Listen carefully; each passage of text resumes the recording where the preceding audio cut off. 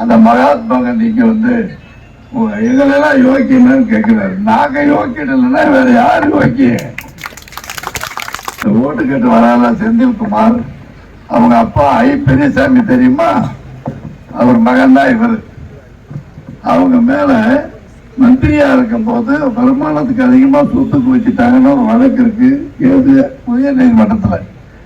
இவர் செந்தில், அவங்க அம்மா செந்தில், அவங்க அப்பா, அவர் தம்பி பிரபு, அவங்க தங்கச்சி மல்லிகா, இந்திரா, மல்லிகா யார் பாருங்க, சரி இந்திரா, இவ்வளவு பேர்ல கேஸ் நடந்துக்கிறது.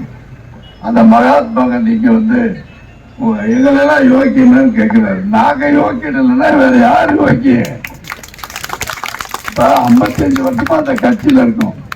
அந்த பிள்ளை இட்லி கடை வைக்குது, அது இன்னொரு கடை வைக்குது. ஒரு நாளைக்கு அப்படி வீட்டை கொஞ்சம் பெருசா கட்டும். வருமானம் வந்த பிறகு கட்டுறோம். நாங்க நியாயமா சம்பாதிச்சு எங்க பிள்ளை குட்டியில உழைச்சு சம்பாதிச்சு பண்றோம். நாங்க பாட்டம் போட்ட காலத்துல இருந்து கோடீஸ்வரன் அவர் சொல்றாரு வச்சுக்க. இப்ப நாங்க 55 வருஷமா இருக்க. நாங்க எங்க மேல எந்த வழக்கு இல்லை. திமுக தானே இப்ப ஆட்சி செய்யுது. நாங்க தப்பு பண்ணிருந்தா திண்டுக்கல் சீனிவாசன் கேஸ் போடு, என் பிள்ளைய மேல கேஸ் போடு. மக்கள்கிட்ட ஓட்டு கேட்கும்போது மரியாதையா உண்மையா சொல்லி கேளுங்க. நாங்க திமுக ஆட்சியில திண்டுக்கலுக்கு இது பண்ணோம், இந்த நாட்டை உருவாக்கணும்னு சொல்லி ஒரு சின்ன பிள்ளை சொல்லுது. என்ன பேருப்பா? அமராவதி சொல்லுது. குப்பை அள்ளி போட்டு 3 மாசம் ஆச்சு. குலத்துக்கு எல்லா கட்சிக்கும் தலைவர் தானே. அவர் ஏன் இப்படி பண்றாரு எனக்கு தெரியுமில்லப்பா. முதலாளிக்க கட்சியில் தான் இருந்தாரு. இப்ப திமுக போனது போயிட்டாரு. அது வேற. இனிமேல் எச்சரிக்கையா இருக்க. இந்த மண்ணு அல்லணுமா இல்லையாம்மா? இதெல்லாம் செய்யாத செந்தில்குமார் பழனியில நின்று அங்க இருந்து ஏன் இங்க வந்தாருன்னு அந்த மக்களோட பதில் சொல்லியிருக்காங்க. அடுத்த மேடையில வச்சுக்கிறோம். இன்னைக்கு பதில் அவர் சொல்லியிருக்கார்.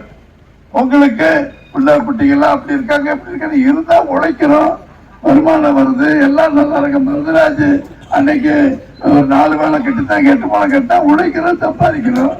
இதுல என்ன அவருக்கு பேச்சு சொல்லத்துல சம்பாதிக்கிறாரு.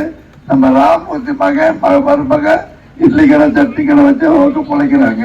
ரோட்ல பிச்சை எடுத்தாதான் ஒத்துக்குவீங்களா? நாங்க உங்க மாதிரி லஞ்சம் வாங்கலையா? ஊர் சொத்தை அடிக்கல.